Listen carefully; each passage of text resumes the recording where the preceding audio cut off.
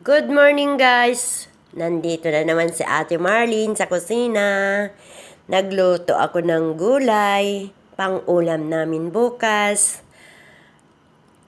Alam nyo naman, Valentine's, kaya ito ang food namin bukas. O, diba? Mixed vegetable siya na may isdang malalaki na ang tawag namin ay bulasi ba? Pinsan ng bangus, sabi nga namin. Yan. Kaya yan ang ulam namin bukas.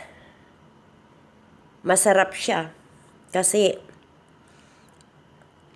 mixed vegetable. Ang mayroon ay kalabasa, sitaw, may ampalaya, may okra, at saka, syempre,